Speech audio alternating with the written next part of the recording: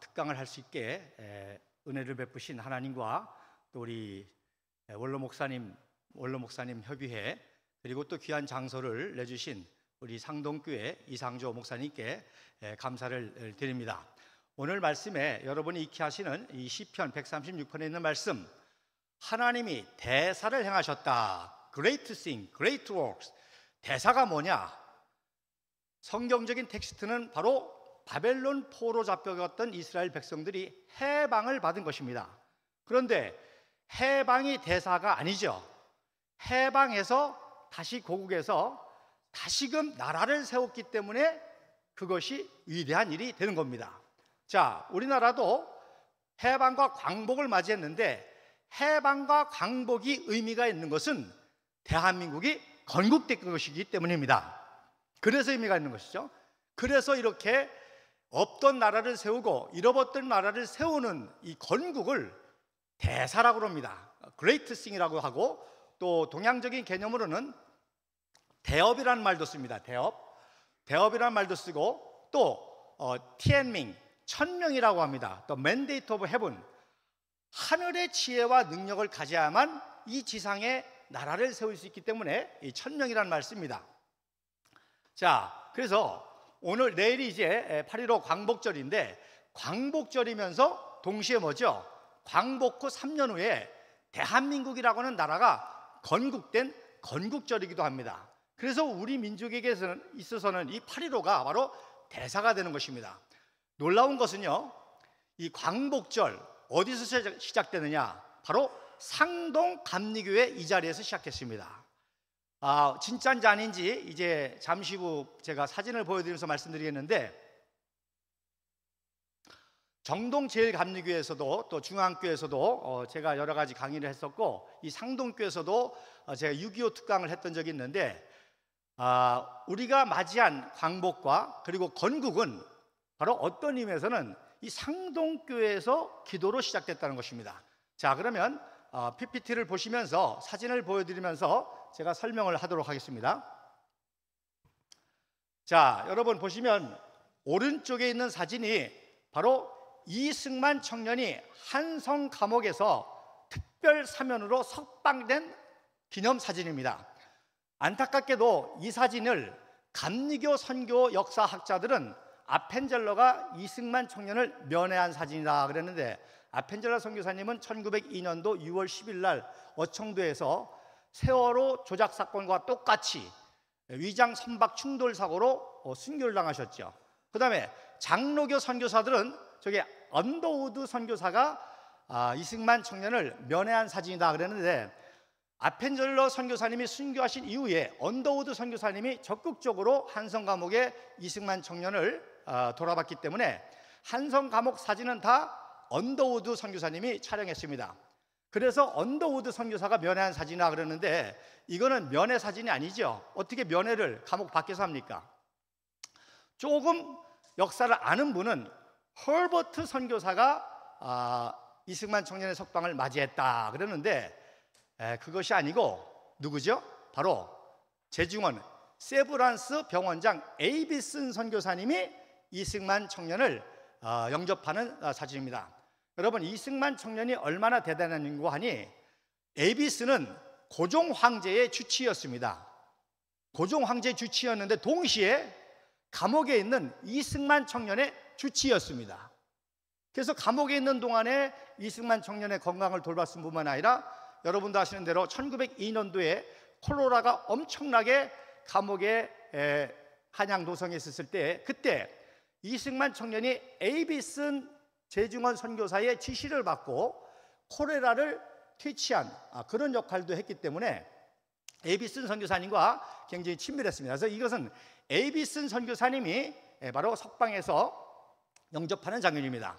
자, 그 다음에 저 사진 한 장만 가지고도 굉장히 심도 있는 역사가 필요한데, 오늘 이제 간단하게 넘어가도록 하겠습니다. 그 다음에 왼쪽에 있는 사진은 이제 러일 전쟁으로 일본의 러시아를 이김으로 말미암아 한반도가 일본의 식민지로 전락하게 되니까 고종 황제가 마지막으로 미국의 도움을 받아가지고 1882년 수호 통상조약을 근거로 해서 우리나라를 일본의 식민지가 되지 않게 좀 도와달라고 해서 대미 특사로 보내되는데 누굴 보내겠어요? 가장 영어를 잘하는 똘똘한 이승만 청년을 감옥에서 석방시켜서 대미 특사로 보내게 된 것입니다. 그러니까 미국의 선교사들이 고종 황제를 설득하고 또 민영환 대감 개혁파가 고종 황제를 설득해서 이승만 청년을 대미 특사로 보낼 때 1904년 11월 3일 날 출국하기 전에 바로 기념 촬영을, 가족 촬영을 한 겁니다. 그래서 기쿠타 마코토라고 하는 일본인 사진사가 찍은 기념 사진이요, 가족 사진이 되겠습니다. 그런데 자, 3개월 동안 8월 9일 날 석방돼 가지고 11월 3일 출국하기 전까지 3개월 동안 이승만 청년이 뭘 했냐? 상동 감리교에서 만든 상동학교의 초대 교장이 됐습니다. 그러니까 여기서 3개월 동안 상동학교 초대 교장을 한 거예요. 근데 이게 얼마나 센세이션한 걸 하니, 그 당시에 당대에 조선의 제일로 유명한 학교는 한성관립중학교입니다. 정부에서 맨 오늘날 경기중학교예요. 거기가 제일 좋았고, 그 다음에 어디예요? 아펜젤라가 세우신 배제학당, 언더우드 선교사님이 세우신 경신학당. 이게 3대 명문이었는데 감옥에 있던 이승만 청년이 나와서 상동학교 교장을 한다니까 당대의 엘리트들이 다 어디로 모였어요? 여기로 모였죠. 그래서 3개월 만에 이 상동교회가 바로 민족주의 운동의 본부가 되고, 여러분 그 유명한, 요즘에 이종찬이가, 이건 개소리라고 그러대요. 이종찬이가 개소리 하잖아요. 이종찬이의 증조부 이회영 선생과 그 동생 이시영 부통령이었잖아요. 그때 나온 거예요. 이승만 청년 때문에. 이승만한테 은혜 받으려고, 배우려고, 이승만 도와주려고. 또 이상설, 이준 다 그때 상동교회 나와가지고 한 당대의 최고 엘리트들이 이승만 청년 때문에 상동교회에 모여들어가지고 상동학교가 민족주의 운동의 본부가 됐고, 결국은 나중에 백오인 사건으로 많은 분들이 다치고 전덕기 목사님도 이제 고문 후유증으로 돌아가시게 되는 거죠. 자, 헐버트 선교사님이 굉장히 중요한 분인데, 이분이 우리 대한민국의 영적인 아버지 같은 분인데, 헐버트 선교사님을 이승만 배제학당부터 키웠는데, 헐버트 선교사가 이승만 청년과 이 상동학교에서 뭐 욕인지 족인지 그래가지고 뭐라고 그러는 거 아니? 일본이 러일 전쟁에 이겨가지고 이제 동양의 강대국으로 부상했다. 여러분 생각해 보세요. 러시아가 어떤 나라입니까? 서양의 제국 중에 발틱 함대를 가진 최고의 강대국 중에 하나인데 그걸 박살냈단 말입니다. 그러니까 동양의 강대국으로 일본이 부상했는데 뭐라고 얘기하는 거니? 욕심이 잉태한즉 죄가 장성하여 사망에 이르느니라. 일본이 욕심이 잉태해가지고 러일 전쟁에서 이겼기 때문에 어디를 식민지한다? 조선을 식민한다. 거기서 끝납니까? 그 다음에 만주를 점령한다. 그 다음에 더 잉태해가지고 중국을 침공한다. 그 다음에 러시아를 넘보거나 인도를 넘보다가 어디로 진출한다? 동남아시아를 진출한다. 그러면 태평양을 사이에 두고 누구랑 대결하죠? 미국하고 대결한다. 마지막에 1952년도 페리제도, 그 흑선이라고 그러죠? 그것 때문에 일본이 개항을 했잖아요. 마지막으로 일본이 미국을 복수하기 위해서 미국과 전쟁을 일으켜서 전쟁을 일으킬 것이다. 그러니까 조선이 일본으로부터 독립할 수 있는 유일한 방법은 뭐예요? 일본이 미국하고 전쟁을 붙어서 개박살나야 완전히 져야만 조선이 독립할 수 있다라고 하는 정보를 요 상동학교에서 이승만 청년에게 알려준 겁니다. 할렐루야. 놀랍죠? 결론적으로 말하면 진짜 그렇잖아요. 일본이 태평양 전쟁 일으켜가지고 원자폭탄 2방으로 완전히 박살나니까 우리가 해방 광복을 맞았지 않습니까? 자, 그 다음 사진을 보세요. 그래서 그때부터 이승만 청년은 뭐라고 기도했는 거 아니? 하나님, 그러면 언제 일본 제국이 만주를 점령하고 중공을 침공하고 동남아시아를 공략하다가 미국하고 맞짱 뜰 징조가 언제인지 가르쳐 주시옵소서. 그리고 내가 뭘 해야 될지 가르쳐 주시옵소서. 그걸 기도한 거예요, 평생. 근데 아니나 다를까 조선 식민지 다음에 1930년 만주를 점령하고 루오코 사건으로 중국을 침공한 다음에 그 다음에 동남아시아를 넘보다가 1939년도에 2차 세계대전이 발발하려고 그러잖아요, 유럽에서. 그러니까 그때 이승만 박사가, 그때 이제 박사였죠, 하나님의 징조를 깨달은 거예요. 그래서 1939년도에 하와이에서 워싱턴으로 이사를 가가지고 1940년도 1년 동안 책을 씁니다. 무슨 책을 썼죠? 재팬 인사이드 아웃을 씁니다. 1년 동안 저 책을 씁니다. 그래가지고 1941년도 1월 달에 런던에서 출판을 먼저 해요. 왜냐하면 이승만 박사가 그렇게 평생 떠들고 다녔거든요.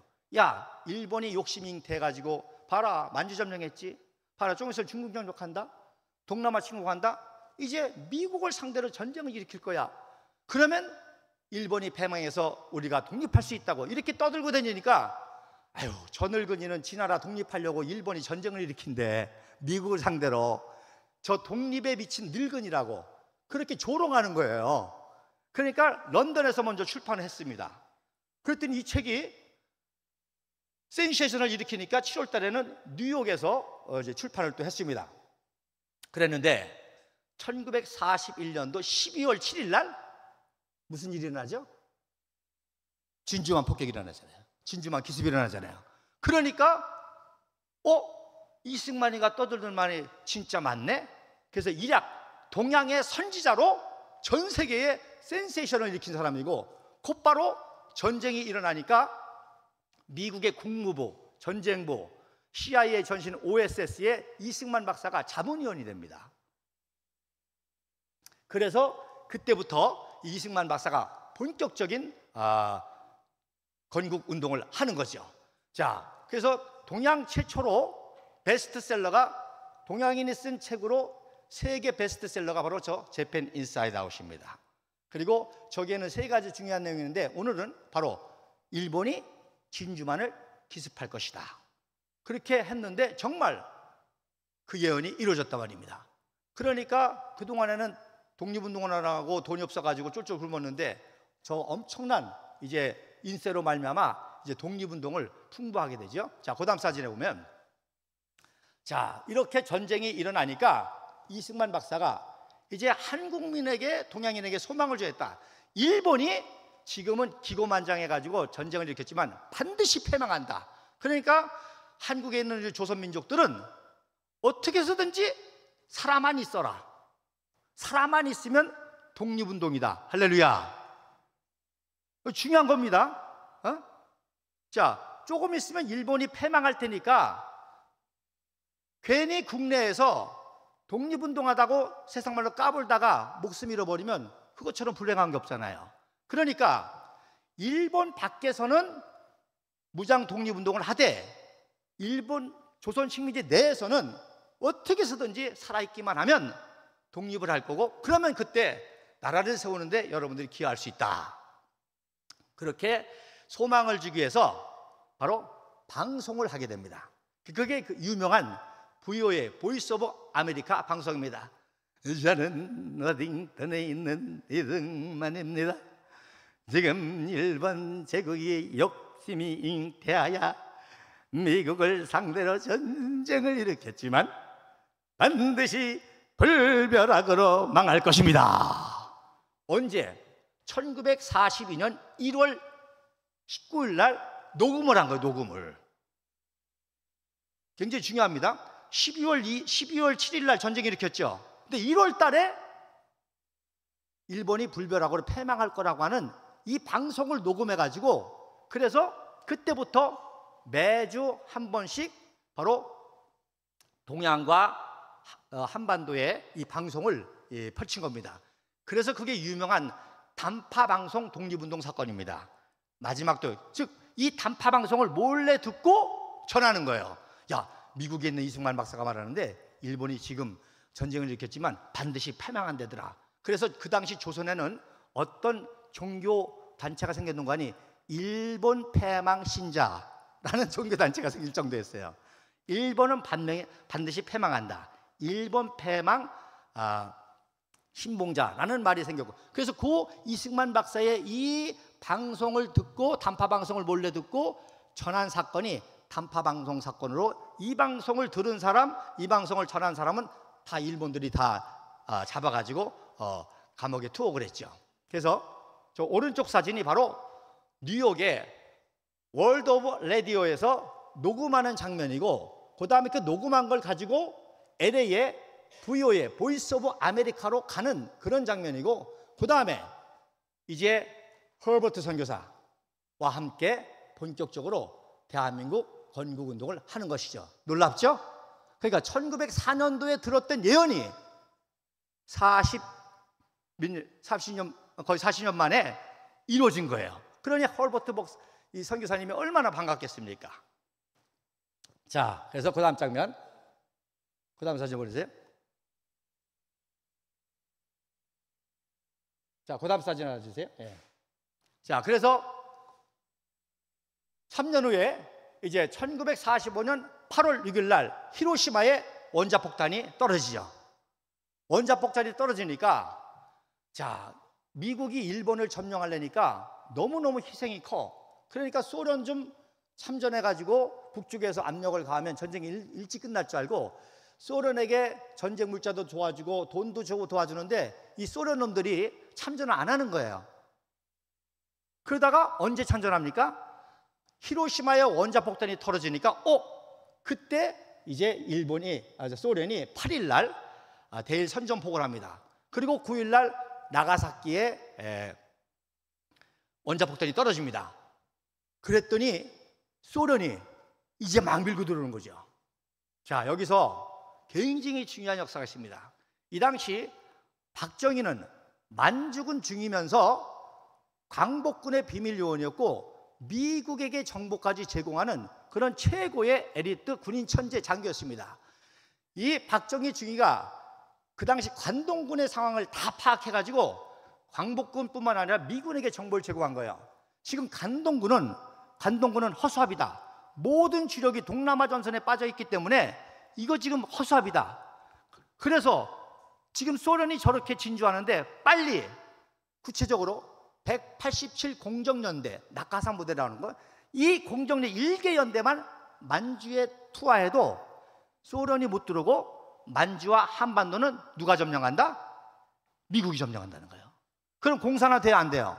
안 되죠. 그랬는데 이 정보를 묵살해버린 거예요. 그래서 결론적으로 말씀드리면 박정희 대통령께서 안타깝게 시해당 사건도 이것과 관계 있습니다. 그러니까 박정희 청년이 얼마나 가슴 아프겠어요. 자기가 준 정보대로 187 공수연대만 만주에 투입해도 소련의 진주를 막을 수 있었는데 그걸 안 먹었다가 소련이 저렇게 10일 날 만주 하얼빈을 점령하고 청주를 들어오고 그리고 평양에 막 들어오니까 그때서 미국이 아차 싶은 거예요. 야, 저 큰일 났다. 그래서 10일 날 급하게 합동참모본부에 소련의 남하를 막아라. 그래서 만든 제안이 38선 제안입니다. 그래서 38선 제안을 했습니다. 소련에 했더니 의외로 러시아가 순순히 받아들인 거예요. 그러니까 소련이 38선의 분할을 거부해도 미국은 막을 수 있는 방법이 없습니다. 왜? 미국은 오키나와도 뭐다 있으니까 들어오면 못 막습니다. 근데 이상하게 러시아가 순수하게 38선을 분할을 인정했는데 왜 그러느냐? 하여튼 이렇게 잔머리 굴리면 안 돼. 러시아는 한반도를 먹고 싶겠어요? 어디를 먹고 싶겠어요? 러시아가 1904년도에 누구한테 깨졌죠? 일본한테 박살났잖아요. 그러니까 일본에게 복수하려고 러시아 입장에서는 한반도 먹는 것보다 어디를 먹어야 돼? 홋카이도를 먹어야 되는 거예요. 그러니까 홋카이도를 분할 정책하기 위해서 홋카이도 분할하기 위해서 38선 제안을 받아들이고 홋카이도 제안을 했는데 미국에서는 이거를 안 들어줬죠. 그러니까 여러분, 38선이 저주입니까? 축복입니까? 38선이 저주입니까? 축복입니까? 축복이죠. 러시아가 완전히 한반도가 공산화될 수 있었는데 기적적으로 38선을 제안했는데 러시아가 38선을 순수히 수용하고 홋카이도를 먹으려고 하다가 홋카이도를 못 먹게 됐잖아요. 미국이 반대해서. 그래서 쿠릴 열도하고 사하린까지만 러시아가 차지하게 된 거죠. 이랬기 때문에 바로 미국이 38선 이남을 해방시켜서 바로 미국식 자유민주주의 시장경제 대한민국이 건국될 수 있는 것은 하나님의 그레이트 싱, 대사인 줄로 믿으시길 바랍니다. 기적이죠. 38선이 저주인 줄 알았더니 저주가 아니라 놀라운 기적이요 축복의 시작이었던 것입니다. 그래서 저기 이제 소련군이 하얼빈 점령하는 거 오른쪽이 바로 38선 분할 지도입니다. 자, 일본 전체하고 어디 38선 거졌죠. 그리고 대만하고 오키나와 해서 소련으로 하여금 남한을 더 이상 진주하지 못하고 해서 대한민국은 미국식 자유민주주의 시장경제 나라가 세워지고 북한은 안타깝게도 지금까지 공산 독재로 가장 비참한 나라가 되고 있습니다. 오늘 우리 기도하신 목사님께서 그레이트 싱, 반드시 우리 민족에게 또다시 통일이라고 하는 그레이트 싱을 주실 줄로 믿는데 우리 월남 목사님들이 거기에 선봉이 쓰게 달라고 하는데 여러분 오래오래 사셔서 통일의 선봉이 되시길 바랍니다. 그래서 이 자리에서 1904년도 헐버트 선교사와 그리고 이승만 청년이 그리고 민족주의 지도자들이 대한민국의 식민지 해방을 위해서 기도했듯이 오늘 이후로 이곳이 통일의 기도의 장소가 돼서 통일할 수 있는 그런 위대한 정치 지도자와 정치 세력과 우리 국민들이 하나가 되어 나가서 자유통일을 이룰 수 있는 통일의 원년이 될 수 있기를 주님의 이름으로 간절히 축원을 드립니다. 아멘. 여러분, 통일이 되면요 북한은 모든 걸 다 바꿔야 되잖아요. 거기서는 북한에는 단 하나의 진실만 있습니다. 뭐예요? 모든 것이 거짓이다. 역사도 거짓말, 체제도 거짓말, 다 거짓입니다. 그러니까 통일이 되면 경찰 시스템, 교육 시스템, 또 특별히 북한의 교회, 뭐 아시는 대로 동양의 예루살렘, 평양 388개 교회가 있었죠.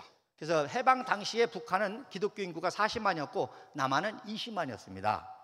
북한은 인구가 1000만인데 기독교인이 40만이고 남한은 2천만 명인데 기독교인이 20만 명이었어요. 그런데 북한에 공산주의 박해가 나오니까 전쟁 전에 10만이 내려오고 전쟁 때 동부전선 흥남철수에서 10만이 내려오고 서부전선에서 10만이 내려오고 그래서 그 30만이 대한민국 한국교회를 부흥시킨 거 아닙니까? 그리고 나머지 10만 명이 있다가 모진 박해를 받았던 거 아니에요. 자, 그 다음 사진 한번 주세요.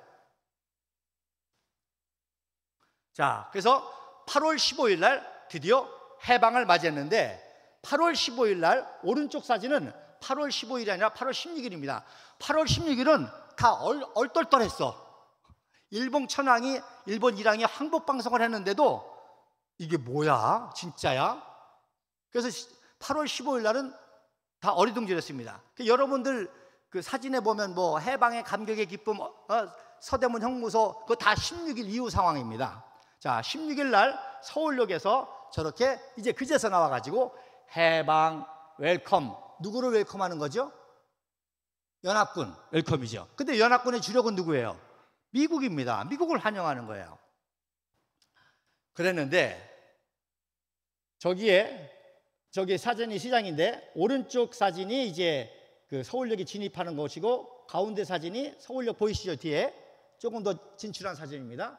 근데 저 사진 밑에 웰컴이라고 있는 거를 뭐라고 고쳤어요? 김일성 장군 만세. 이해가 되시겠어요? 예? 그래가지고 북한에서는 바로 김일성이를 서울역에서도 환영했다 이렇게 가리키는 거예요. 그러니까 북한은 처음부터 지금까지 다 거짓말입니다. 다 거짓말. 그러니까 그 거짓말의 역사를 받아가지고 쉽게 얘기해서 우리나라의 종북 좌파 역사들이 다 역사를 100% 조작 날조한 거죠. 다 거짓말입니다. 그러니까 이종찬이가 저렇게 떠드는 거예요. 건국절 어쩌고 저쩌고 하면서. 이미 북한은 이때부터 김일성이는 8월 30일 날 원산에 들어왔거든요. 그리고 환영식을 한 게 10월 12일입니다. 이승만 박사가 16일 날 들어왔거든요. 그러니까 이승만 박사가 10월 16일 날 들어온다니까 부랴부랴 14일 날 기림리 운동장에 김일성이를 등장시킨 거죠. 근데요, 들어오기도 전에 저렇게 김일성 장군 만세. 그래서 남한의 인민들도 서울역에서 김일성 장군을 환영했다고 이렇게 조작한 사진을 저렇게 사진을 조작해서 역사를 왜곡한 세력이 태블릿 PC를 조작해서 현직 박근혜 대통령을 탄핵한 겁니다. 저는 정치 얘기하는 게 아니에요. 역사를 얘기하는 겁니다. 자, 그 다음 사진에 8월 30일이 돼서야 메가더 원수가 처음으로 일본 땅에 발을 내디딥니다. 그래서 간토의 야츠키 비행장에 첫 발을 내리는 장면입니다. 가운데 첫 발 내리는 건 굉장히 역사적인 장면이죠. 이제 일본을 항복시키고 메가더 연합군 사령관이 일본 군정 사령관으로 일본에 첫 발을 내린 사진인데, 이 사진이 또 왜 감동적이냐? 자, 지금 항복한 지 얼마 안 됐기 때문에 일본 내에서도 얼마나 반미 저항주의자들이 많아요. 그러니까 무장하고 내려야 된다 하는데, 메가더라는 분이 얼마나 참 당당하고 보시는 거 아니? 무슨 소리야? 비무장으로 내리는 거예요. 비무장으로. 그러니까 비무장으로 내리니까 누가 감동을 받죠? 일본 사람이 감동을 받는 거예요. 점령군으로 오는 줄 알았더니 메가더가 저렇게 평화적인 모습으로 일본을 재건하기 위해서 온다. 그래서 일본 사람들이 감동을 받았습니다.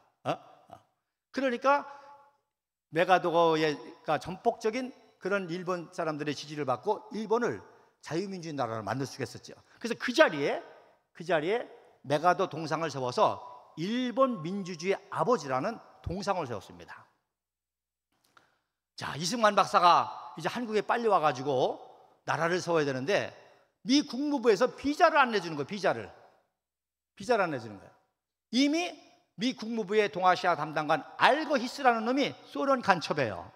그러니까 이승만 박사의 그 환국을 막는 거죠. 그러니까 누가 도와줬냐? 메가더 원수한테 연락을 한 거예요. 동생처럼, 야 동생아, 내가 빨리 가서 한국 세워야 되는데 나 좀 갈 수 있게 해달라고.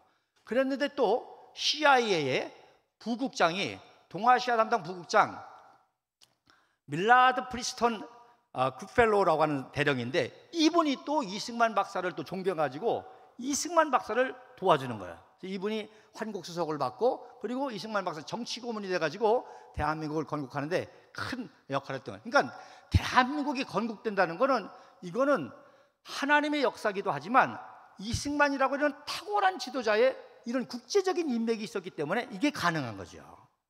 여러분, 우리 보시잖아요. 지금 우크라이나하고 러시아 전쟁하는데 젤렌스키 대통령이 얼마나 허우적대고 있어. 근데 우리는 6.25 전쟁 때 이승만 박사가 UN 22개국을 끌어들였잖아요. 한미동맹을 맺었잖아요.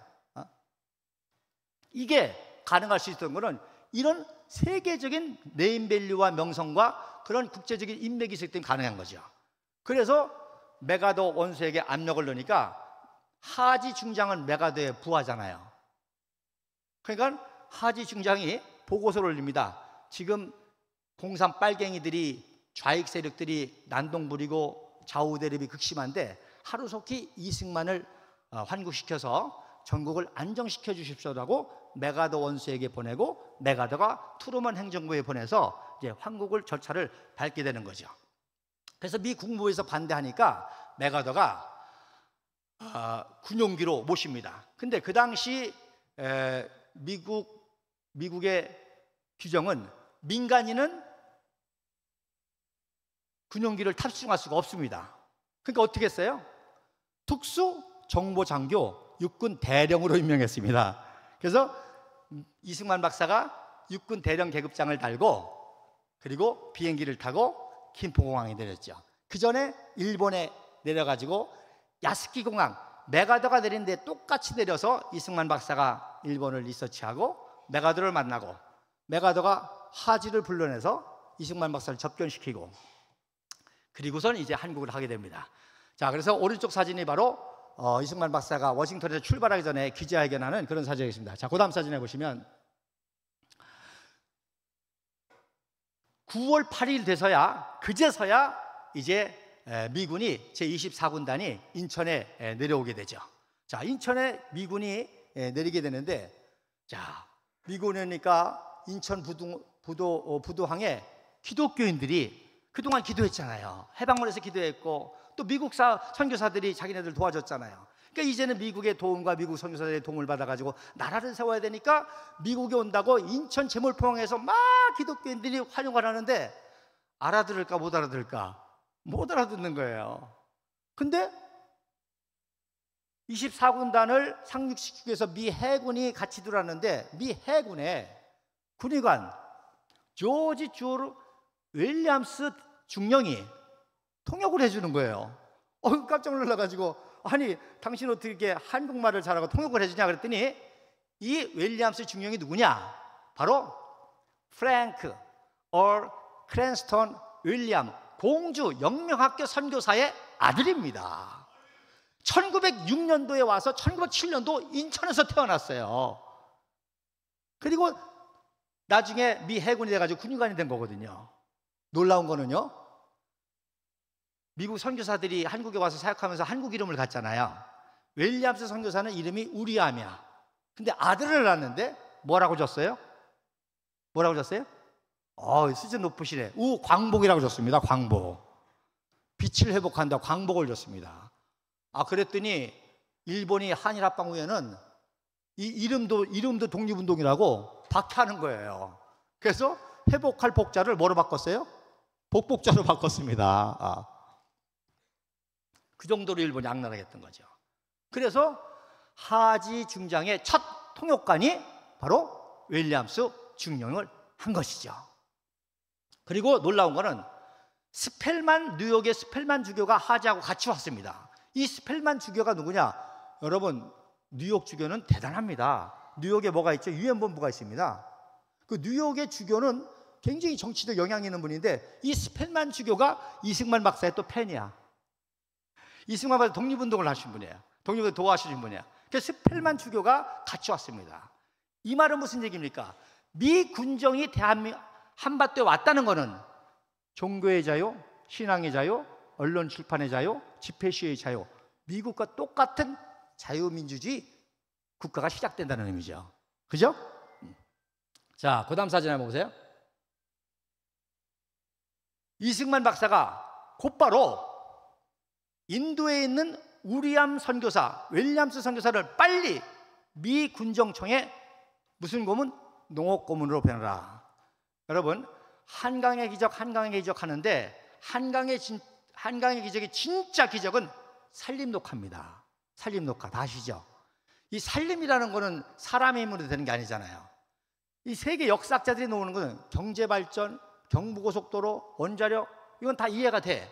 근데 어떻게 전쟁의 폐허에서 일본 식민지에 박살난 산림, 그리고 전쟁의 폐허에서 박살난 산림을 어떻게 이렇게 회복하느냐 해가지고 산림 녹화에 대해서 사람들이 많은데, 이승만 박사는 이미 자기가 한국에 오기도 전에 윌리엄스 선교사를 무슨 고문?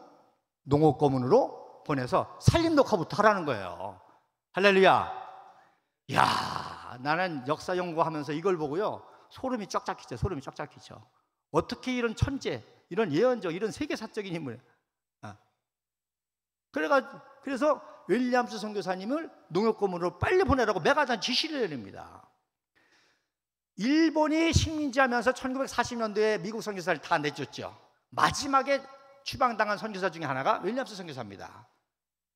기독교 선교사 재단을 다 정리하고, 그리고 어디로 가느냐? 인도 선교사로 간 거예요. 인도 선교사로 가다가 광복군이 조직하니까 이 윌리엄스 선교사가 또 광복군에게 영어를 가르치고 한국 역사를 가르치고 한 거예요.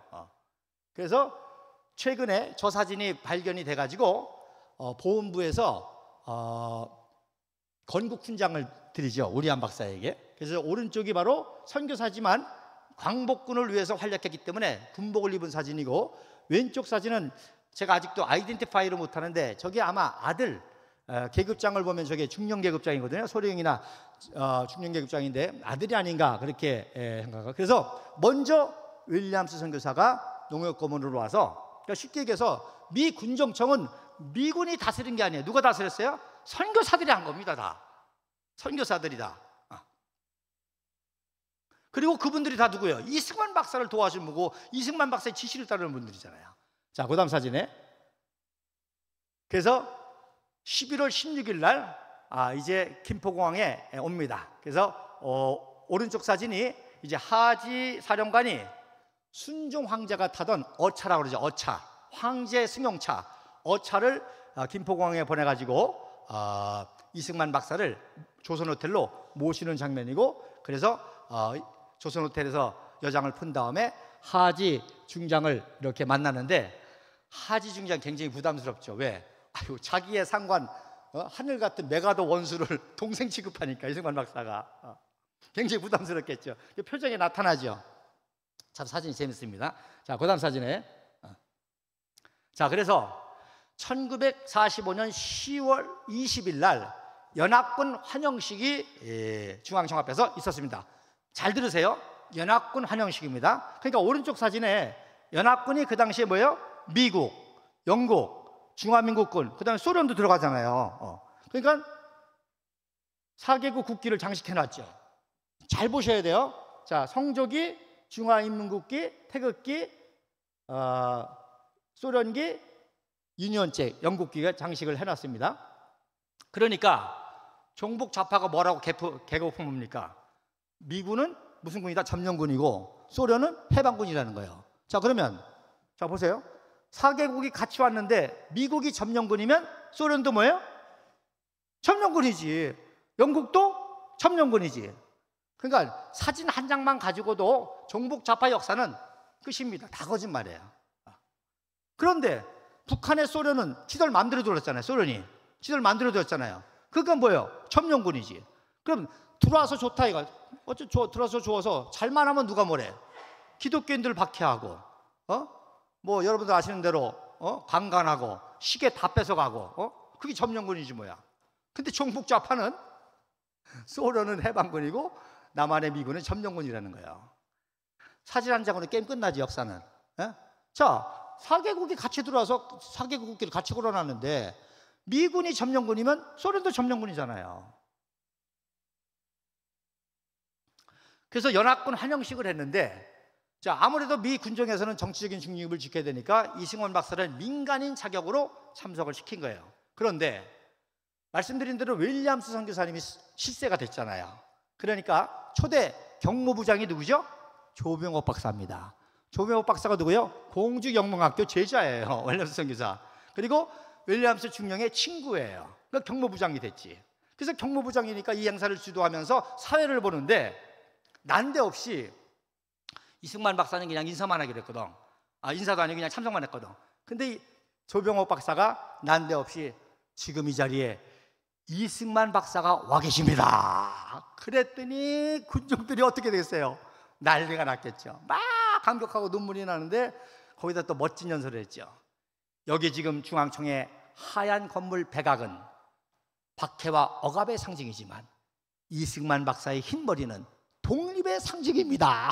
그랬더니 막 감격하고 울고 난리가 나니까 하지 중장이 그 분위기에 압도돼가지고 연설을 안 시킬 수가 없잖아. 그래서 이승만 박사를 소개하고 연설을 시켰더니 이승만 박사가 1899년도 1898년도 10월달 대한문에서 제3차 만민공동회 때 23살 이승만 청년이 처음으로 뭉치면 살고 흩어지면 죽습니다 연설했거든요. 그 연설을 40년 만에 한 거예요. 그랬더니 연합군 환영식이 아니라 이승만 박사 환영식이 됐죠. 자, 그 다음 사진. 1년 후에 해방 1주년입니다. 그러니까 여러분 잘 아셔야 돼요. 해방이었었는데 이게 광복으로 바뀐 개념을 제가 말씀드리는 겁니다.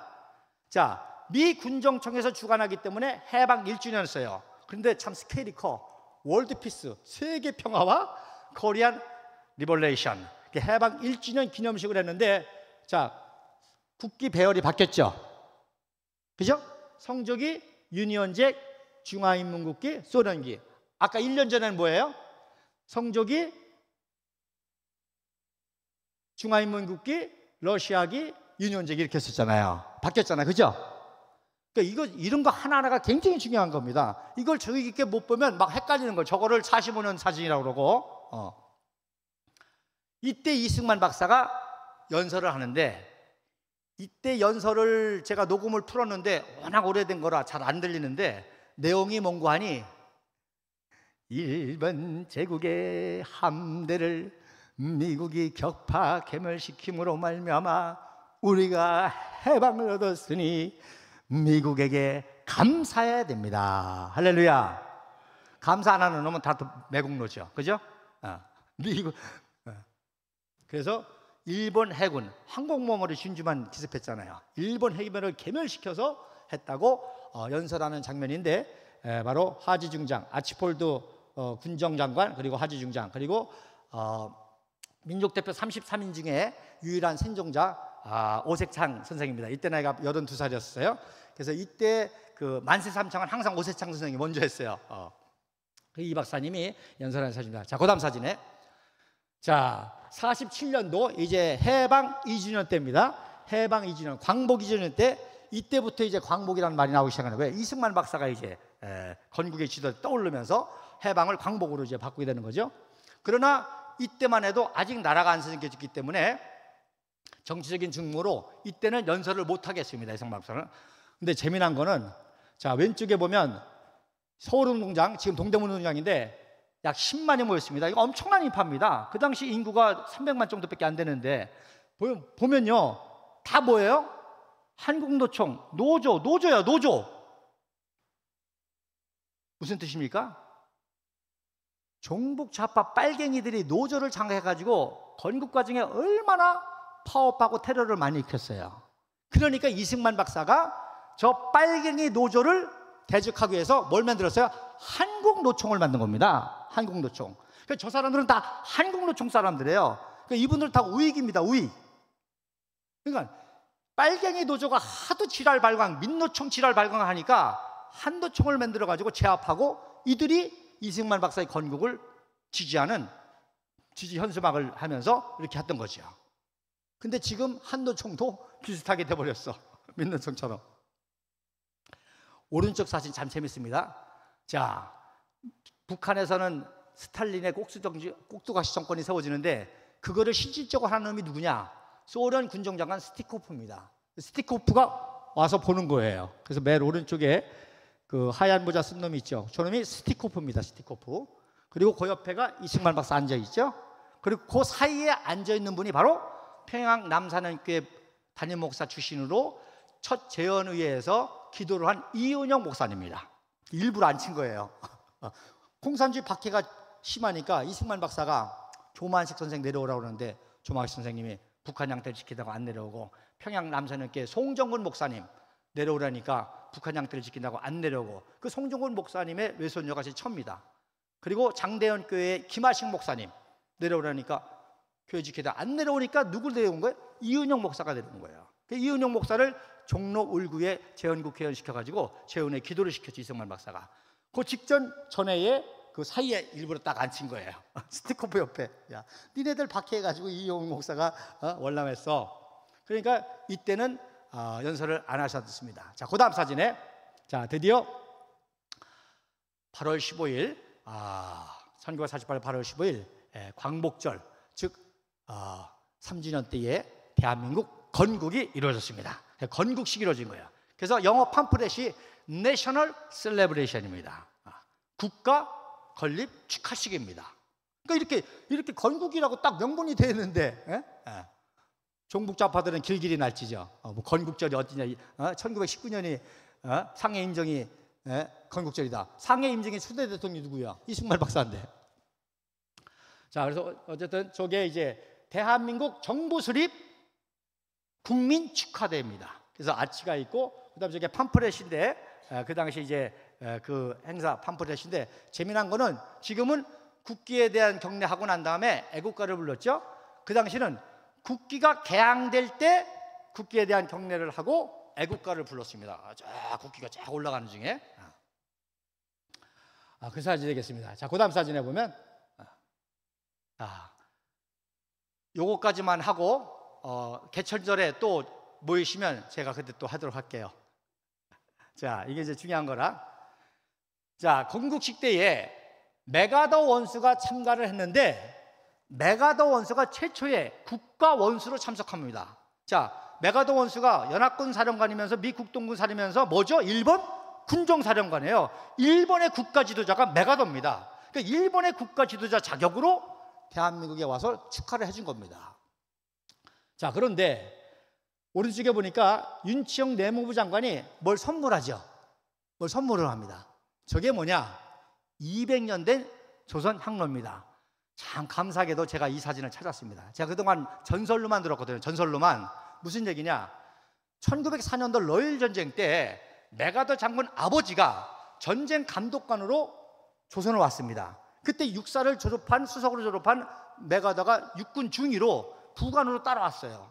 그때 1904년도 아시죠? 이승만 박사 미국 대미 특사 보낼 때 그때 왔단 말이에요. 그러니까 고종 황제가 메가더 장군 도움을 받으려고 200년 된 조선 향료를 선물한 거예요. 200년 조선 향료 선물한 겁니다. 그러니까 그거를 아버지가 메가더에게 물려줬더니 이 메가더는 저 조선 향료를 가지고 가는 곳마다 이기네? 조선 향료를 가지고 가는 곳마다 이기네? 그러니까 최연소 육군 참모총장 뭐 기록을 세웠잖아요. 그런데 1942년 3월 달에 일본군이 기습함으로 말미암아 코레이도 해변에서 급하게 호주로 피신하게 됩니다. 아이젠하워가 그랬지. 아이젠하워 참모 때 마샬 장군에게 메가더 구해야 됩니다. 메가더 하나 구하는 게 100만 대군 구하는 것보다 중요합니다. 그래서 메가더를 강제로 피신시키다시피 급하게 보트를 태워가지고 피신을 시키는데 부관이 이 조선 항로를 바다에 떨어뜨린 거예요. 그러니 이거 뭐 승질낼 수도 없고 그 코레이도 해변에 떨어뜨린 겁니다. 그런데 그거를 이승만 박사가 건국식 때 메가더가 오니까 야, 전국을 뒤져서 찾아봐 그랬어. 그랬더니요, 신기한 게 200년 전에 도공이 조선 항로를 몇 개 만들었어요? 몇 개 만들었어요? 2개 만들었어요. 그러니까 하나는 고종 황제가 메가더 아버지한테 줬는데 그걸 물려받던 메가더가 코레이도 해변에서 잊어버렸는데 하나를 찾은 거예요. 할렐루야. 그래가지고 그거를 선물 주니까 여러분 메가더면 항상 근엄한 표정이잖아요. 그죠? 보세요. 얼마나 좋아해. 어린아이처럼. 이러니까 대한민국을 6.25 때 메가더가 생명을 걸고 도와주는 거예요. 이 나라는 내 나라는 거예요. 내 나라. 그래서 어린아이처럼 좋아하는 사진이고요. 저기에 제가 메가더하고 이승만 대통령 사이에 젊은 사람이 보이죠? 등치 큰 사람. 저게 앤소니 니콜스라고 미국의 최고의 정보 장교인데 이승만 박사의 개인 정보 역할을 해서 마이 선이라고 한 별명을 할 정도의 유명한 앤소니 니콜스라는 사람입니다. 이런 사람들이 있었기 때문에 참 대한민국 건국하고 구국할 수가 있었던 것이죠. 자, 이렇게 세워진 위대한 대한민국, 원래는 한반도 전체가 빛과 자유의 나라가 돼야 되는데 안타깝게도 지금 대한민국은 세계 최고의 나라가 됐습니다. 제가 아펜젤러 선교사님이 나온 프랭크 앤 마샬 대학교 넥타이를 메고 왔습니다. 여러분 기억하시죠? 아펜젤러 선교사님이 1885년 4월 6일 날 제물포에 내리자마자 뭐라고 기도했습니까? 하나님, 부활절 아침에 여기에 왔습니다. 이 백성을 얽어맨 사망의 줄을 끊어버리시고 이 백성들도 하나님의 자녀가 누리는 자유와 빛의 나라가 되게 하여 주시옵소서. 지금 우리나라가 전 세계에서 가장 자유로운 나라잖아요. 인천 상륙작전, 인천공항이 전 세계 공항 서비스 1위입니다.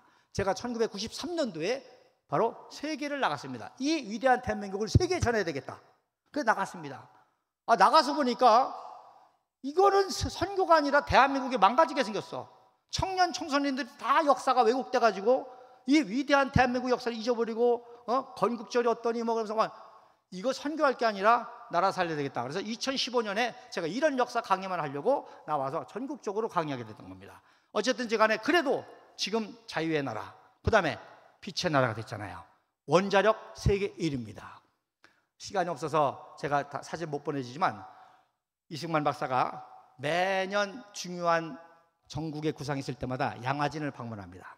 1957년도 2월 27일 날 용산 군인교회에서 예배를 드리고 사당동에 자기의 조상인 왕영대군 지덕사에 가서 조상을 숭배하고 그 다음에 당인이 화력발전소를 갔다 다음에 양화진에 방문해서 허버트 선교사님을 참배하고 그때 원자력 원교를 해야 되겠다 해서 1959년도에 원자력 원교소를 세우는데 지금 우리나라가 원자력 세계 1위로 전 세계에서 가장 밝은 나라입니다. 제가 일본도 가봤는데요, 물론 쓰나미 때문에 후쿠시마 원전 파괴돼가 지고지만 굉장히 어둡습니다. 영국도 어둡습니다. 미국도 어둡습니다. 한국처럼 이렇게 밝은 나라가 없어요. 여러분, 이승만 박사가 바로 아펜젤라 선교사님의 이 자유와 빛의 나라, 이거를 세우려고 하는 것이 평생 목적이었고, 그래서 대한민국을 세웠는데 안타깝게도 소련 스탈린 때문에 북녘 땅은 지금도 가장 가난한 거지와 죽음의 나라가 됐고, 심지어 정치범 소용소에서 기독교인들을 세균과 화학 무기로 생체 시험을 하고 있는데, 여러분, 원로 목사님 오래오래 사셔서 자유통일의 마지막 대사에 앞장서시는 우리 어르신들 되시기를 주님의 이름으로 간절히 기도드립니다.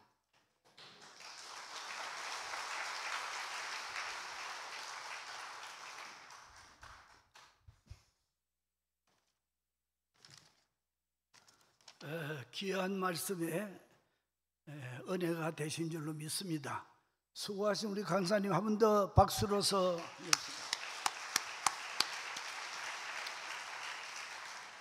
이제 우리 502장을 찬송을 부르면서 준비하신 헌금을 하도록 하겠습니다.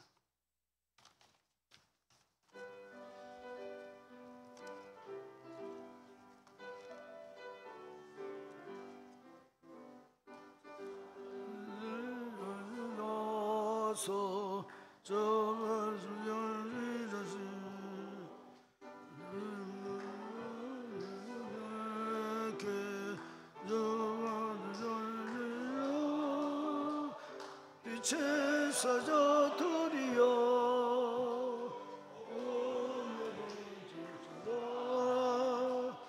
빛의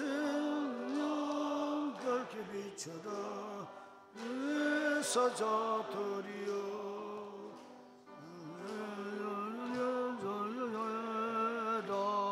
주와 함께 하시겠네.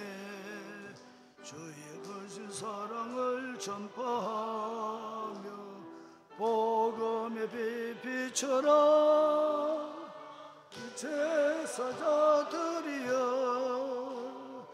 꿈의 빛 비춰라 빛의 밝게 비춰라 빛의 사자들이여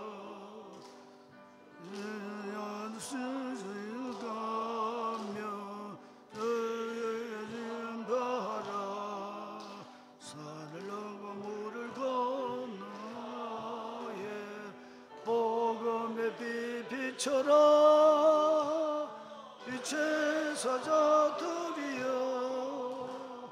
복음의 빛 비춰라 밝게 비춰라 빛의 사자들이여 동서남북 어디나 다 끝까지 주님만 의지하고 죄인은 위하여 밝히라게 너희 비춰라 빛의 사자들이여 복음의 빛 비춰라 빛의 운명 밝게 비춰라 빛의 사자들이여. 경기연회 회장 되시는 송기아 목사님 헌금 기도해 주시겠습니다.